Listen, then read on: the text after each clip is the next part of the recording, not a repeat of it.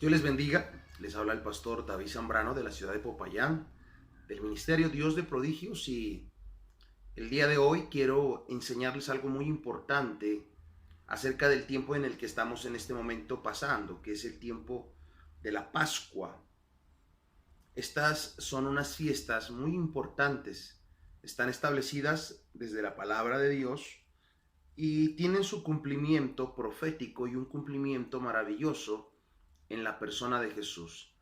El día de hoy vamos a profundizar un poquito más acerca de estas fiestas que fueron instituidas por Dios con el fin de marcar, se podría decir de alguna manera, una visión del futuro.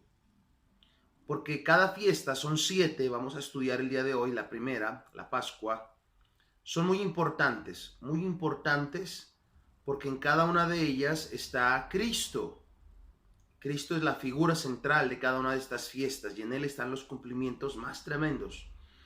Lo interesante de este asunto es que de las 7 fiestas, 4 son, digamos, en primavera, el otro ciclo se dan en otoño. Las fiestas de primavera fueron cumplidas a cabalidad con la última fiesta, que es la de Pentecostés, o la fiesta de las semanas.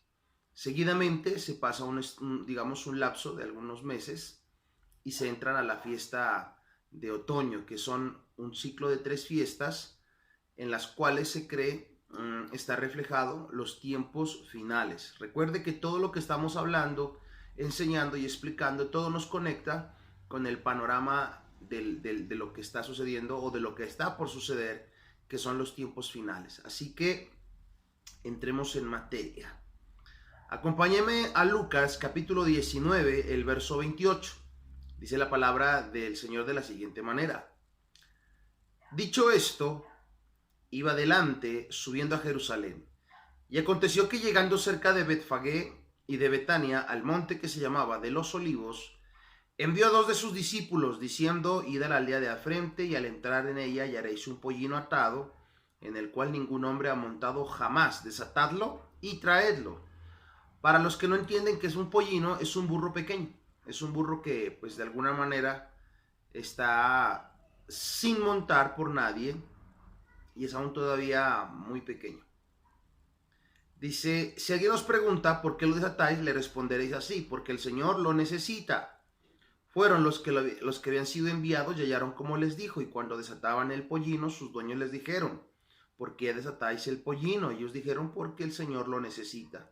Lo trajeron a Jesús y habiendo echado sus mantos sobre el pollino, subieron a Jesús encima. A su paso tendían sus mantos por el camino, y cuando llegaban ya cerca de la bajada del monte de los olivos, toda la multitud de los discípulos gozándose comenzó a alabar a Dios a grandes voces por todas las maravillas que habían visto, diciendo, bendito el Rey que viene en el nombre del Señor, paz en el cielo, gloria en las alturas. Entonces algunos de los fariseos de entre la multitud le dijeron, Maestro, reprende a tus discípulos. Él respondiendo les dijo, os digo que si estos callaran, las piedras clamarían. Les quiero explicar un poquito el contexto histórico. Este es nuestro tiempo para estudiar y profundizar la palabra. Y quiero que entendamos algo. Hay unos libros muy buenos, libros históricos, que nos muestran el panorama, cómo se desarrollaban las fiestas, las ceremonias en los tiempos de nuestro Señor Jesucristo. Dentro de ellos hay uno que se llama Historia de los Judíos, de un hombre llamado Josefo. Muy bueno. Ellos relatan en sus historias que para desarrollar la fiesta de la Pascua se tenían en cuenta un sinnúmero de factores que se los voy a mostrar y vamos a comprender un poco más por qué estaba pasando lo que estaba pasando en aquel momento, por qué la algarabía, ese alboroto, esa alegría. Entonces, déjeme lo ilustro para que podamos comprender un poco más acerca de lo que está sucediendo. Muy bien. Bíblicamente, la Pascua se realizaba el 15 de Abib, ¿sí? En el calendario hebreo. Para nosotros puede oscilar entre marzo o abril. El 10 de Abib se escogía el cordero. Tenía que ser un cordero puro, sin defecto, sin mancha. Dicen los historiadores, y aquí yo quiero que usted me ponga mucha atención a lo que le voy a explicar, porque es muy interesante cómo se desarrolla todo este entorno. Entonces, dicen los historiadores que cuando llegaba el 10 de Abib, 5 días antes de que se diera la Pascua, el sumo sacerdote iba a Belén, aproximadamente a 5 o 6 kilómetros de Jerusalén. En Belén, recuerde que Belén significa Betlehem o la casa del pan, donde nació nuestro Cristo de la gloria, que Él es el pan de vida. Aún en ello hay mucho significado. Bueno, sigamos. Entonces, cuando el sumo sacerdote iba hasta Belén, había un lugar donde se le llamaba el redil de las ovejas, y allá él iba y escogía el mejor corderito. Tiene que ser blanco, completamente blanco, no puede tener una sola mancha, un solo defecto. Posteriormente, cuando el sumo sacerdote regresaba a Jerusalén, cuando estaba aproximadamente a 1 kilómetro, dicen los historiadores que el rey David había instituido que se hiciera, ¿cómo le podríamos llamar? Como una calle de honor, donde todos los sacerdotes y levitas que ministraban en el templo le hacían una calle de honor desde la entrada norte de Jerusalén hasta el templo.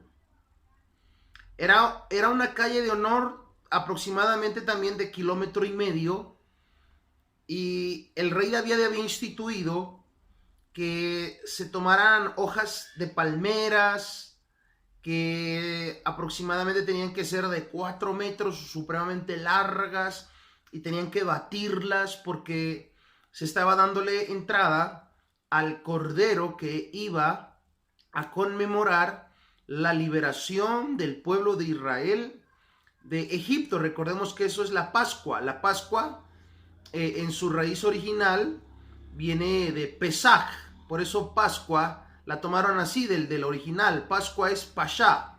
Pashá es Pesaj, y a su vez Pesaj es brincar, es saltar. ¿Cómo así? ¿Por qué brincar o saltar? Porque cuando Dios les dijo a ellos que tomaran el cordero, que tenía que ser perfecto, sin mancha, ellos debían de tomar esa sangre y aplicarla sobre los dinteles, y cuando Dios pasara, Él iba a saltar las casas donde esta sangre estuviera untada, y los hijos de ellos, los primogénitos, no sufrirían muerte. Por eso es Pesaj, o Pashá, o Pascua, saltar, brincar ese juicio de Dios. Bueno, continuemos. Entonces, el sumo sacerdote, cuando estaba aproximadamente a 1 kilómetro, los sacerdotes, los levitas, lo miraban y comenzaban todos ellos a establecer ese canto. El Salmo 118:25 dice así: oh Jehová, sálvanos ahora, te ruego Jehová, que nos hagas prosperar ahora. Bendito el que viene en el nombre de Jehová, desde la casa de Jehová os bendecimos. Este era un salmo que se clamaba a voz en pecho, y cuando ya el sacerdote estaba en la entrada de Jerusalén, la algarabía era aún mayor, y entonces todos los sacerdotes sacudían sus palmas y todo el mundo era hosana, bendito el que viene en nombre del Señor. Y entonces el sumo sacerdote entraba con su corderito que había ido a traer a Belén, al redil de las ovejas, y lo llevaban a inspeccionar durante 4 días. Así dice la historia en los escritos antiguos, que era el cordero inspeccionado durante 4 días para que no hubiere ninguna falla en él, ninguna mancha, nada que de alguna manera pudiera dañar la ceremonia. Ahora bien, cuando comprendemos lo que sucedía, entonces ahora lo voy a poner en el contexto de lo que acabamos de leer en Lucas. Y es que lo que pasa es lo siguiente. Ese día todo fue diferente. Todo fue diferente. Todo cambió. Porque ese día iba a ser verdaderamente el cumplimiento de esa fiesta por la cual ellos habían estado ensayando muchísimos años. Porque recordemos que dice la palabra que estas fiestas son sombra de Cristo, del cumplimiento que él iba a tener a través de estas. Entonces, cuando llegó este día, hace aproximadamente 2020 años, aproximadamente, más o menos, pero ya fue obviamente en el momento en que se dio esto, que pasó algo muy interesante. Miremos la escena. El sumo sacerdote se encuentra en Belén. Él está buscando el cordero perfecto, sin mancha, sin ningún defecto. Y él viene, obviamente, hacia Jerusalén desde Belén. La palabra nos dice, de lo que acabamos de leer hace unos momentos, que Cristo venía prácticamente casi al mismo tiempo, venía desde Betania, un lugar también muy cerca a Jerusalén. Entonces, miren lo interesante. En Jerusalén estaba una calle de honor. Ahí estaban todos los sacerdotes y levitas haciendo calle de honor desde el norte de la ciudad hasta el templo, donde iban a llevar al cordero para ser inspeccionado durante 4 días, para que en él no hubiera defecto ni falta. Bueno, en ese contexto, ellos miran hacia Belén y miran aproximadamente a 1 kilómetro, un poco más, dicen los historiadores, que venía ya el sumo sacerdote con el cordero, perfecto, sin mancha. Pero en ese mismo momento también de Betania ya venía llegando nuestro amado Jesús. La historia relata que en aquella ocasión nuestro amado Jesús llegó primero, porque obviamente él tenía que darle el cumplimiento profético.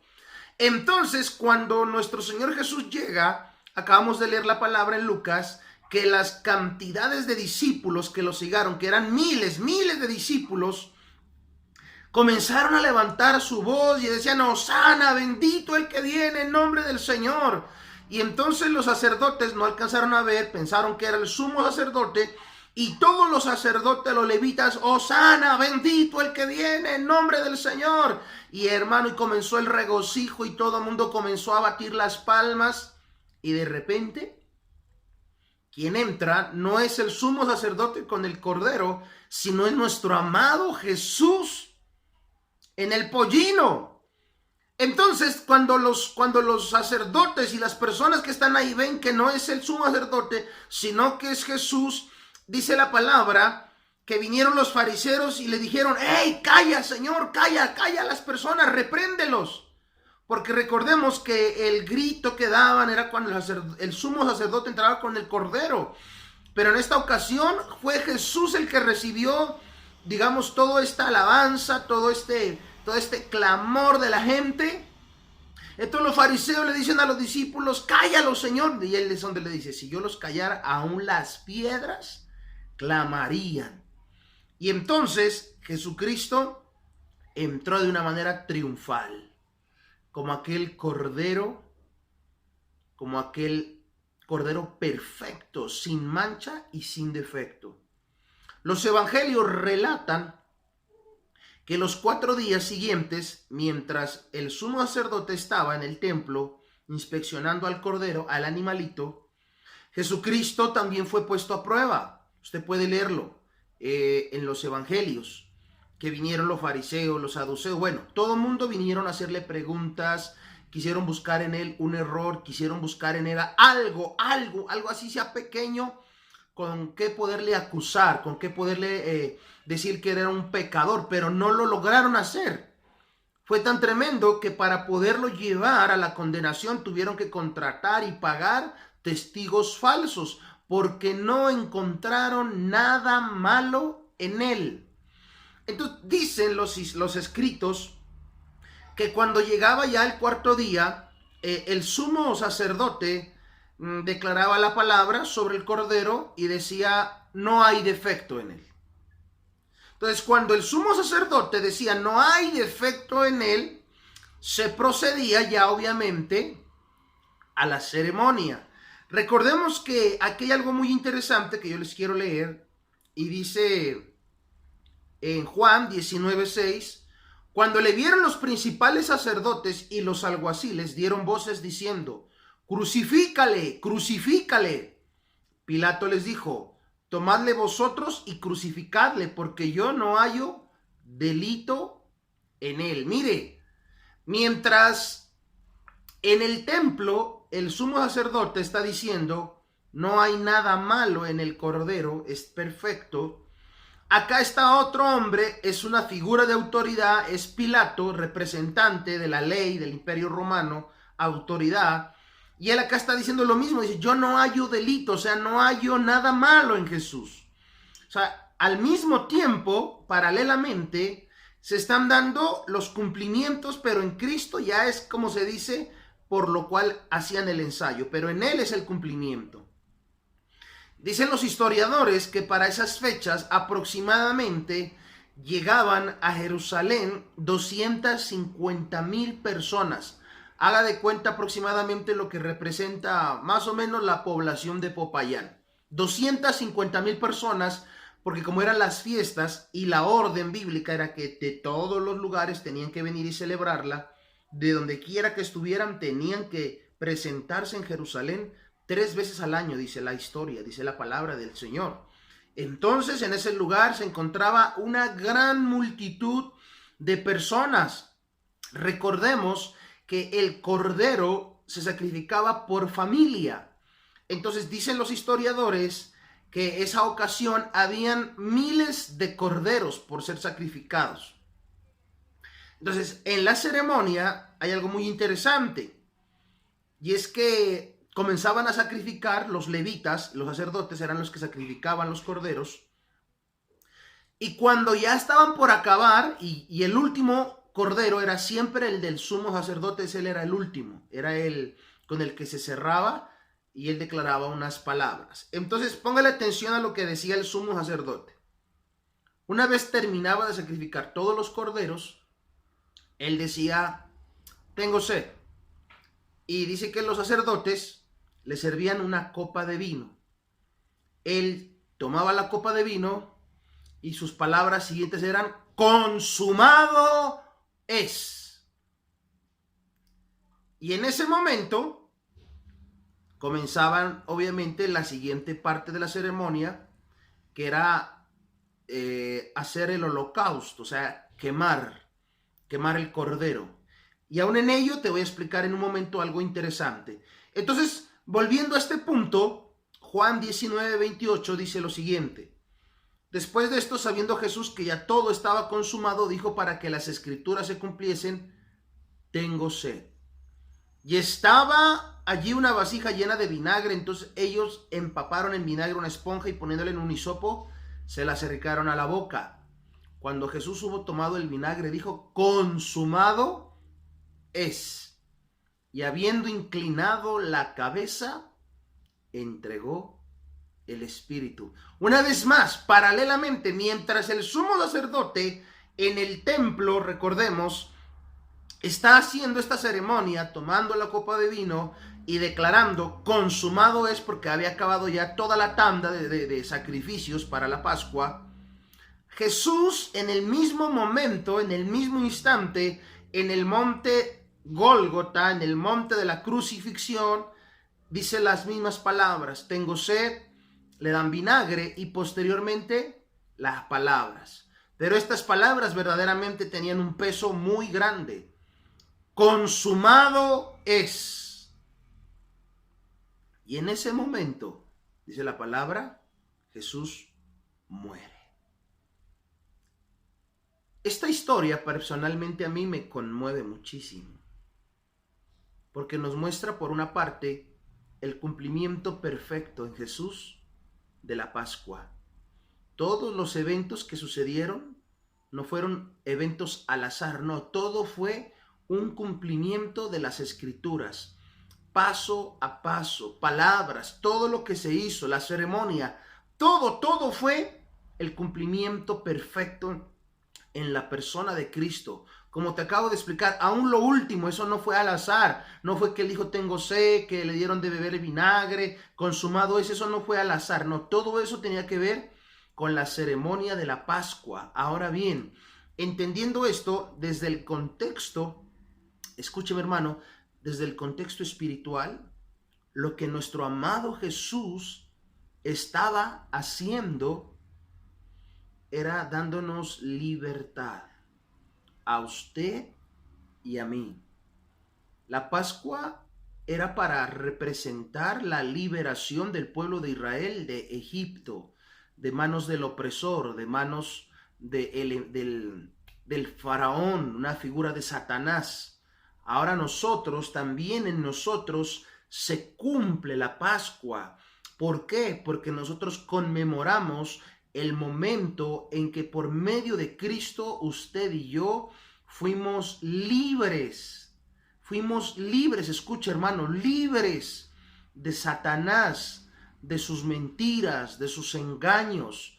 Fuimos libres de la opresión, fuimos libres de la angustia, fuimos libres de todo lo que este ser perverso ha venido haciendo con la humanidad. Juan dice 10:10, dice, el diablo ha venido a matar, a destruir, a robar. Jesús dijo, yo he venido para que tengan vida y para que la tengan en abundancia. Entonces, para usted y para mí, amado hermano, la Pascua representa el momento en que Cristo viene a nuestra vida y destruye la obra de Satanás en nosotros, quebranta al enemigo, quebranta las tinieblas, nos da libertad y nos hace parte de su familia.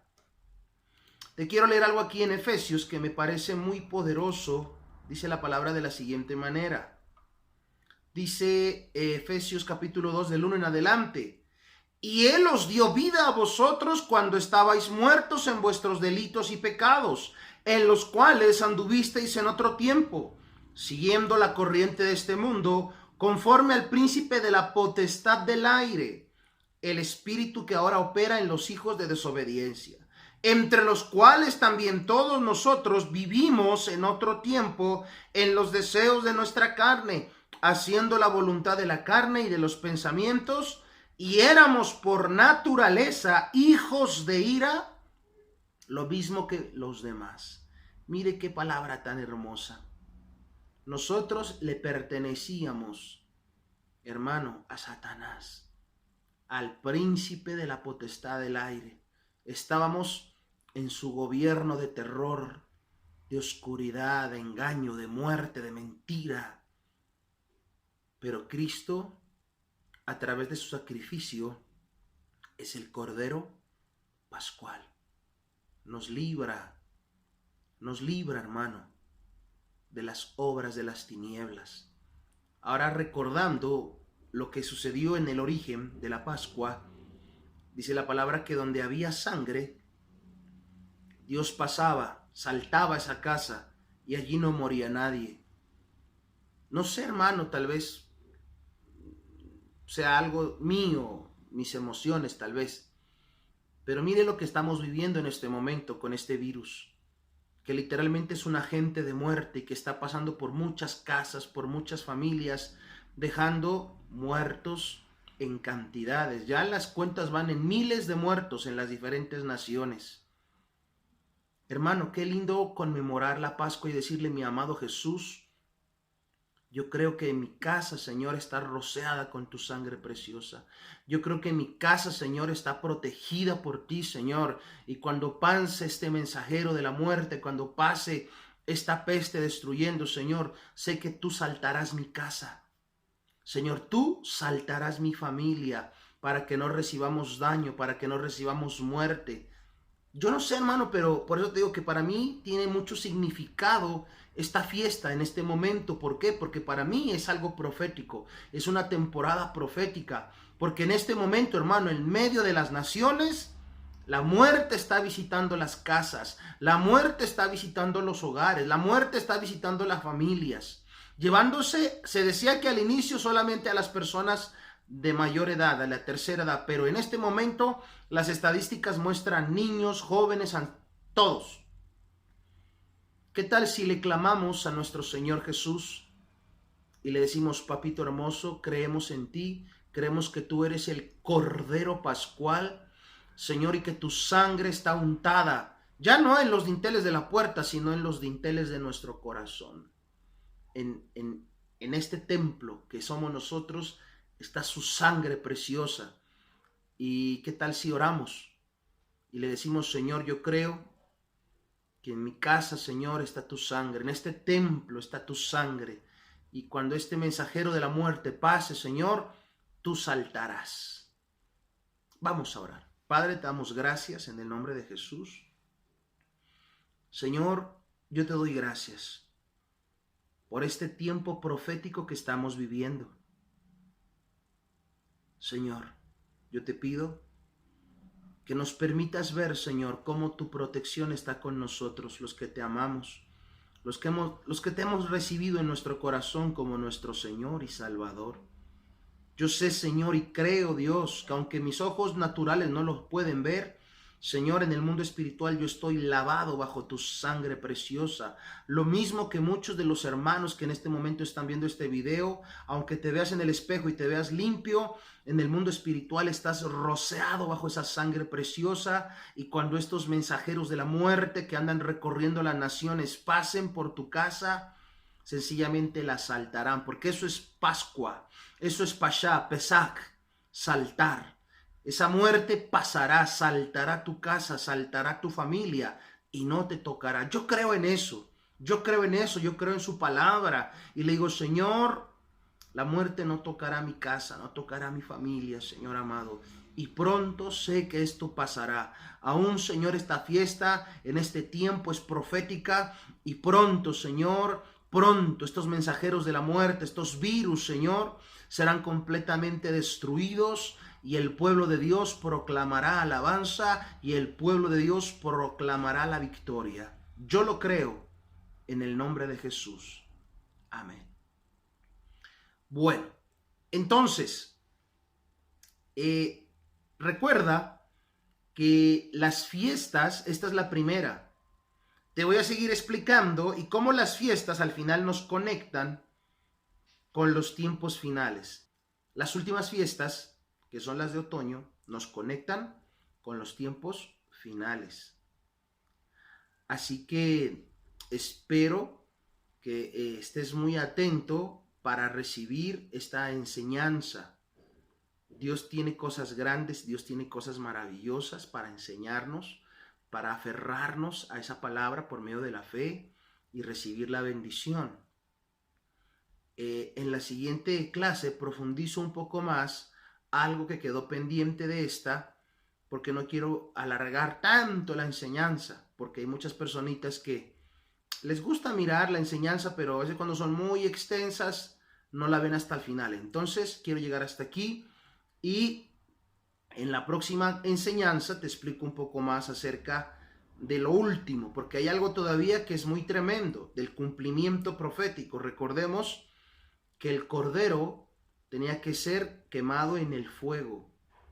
Ese era parte del ritual de la ceremonia de la Pascua.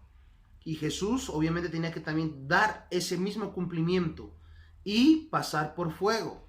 Entonces en la próxima enseñanza te voy a conectar con eso, porque aquí hay una revelación tremenda.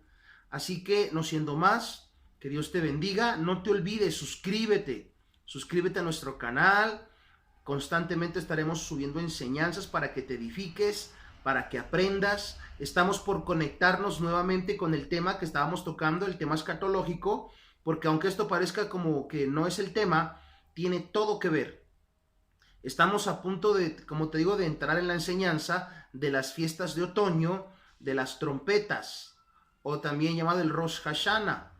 Hablar del Yom Kippur, del día de la expiación, y de los tabernáculos o Sukkot.